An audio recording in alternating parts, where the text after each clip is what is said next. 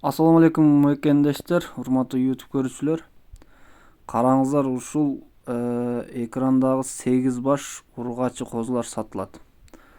Булардын линиясы корабль дейт ээси. Так, булардын жаштарына келсек, 5 айдан 8 айга чейинки ургачы козулар. Порода арашан.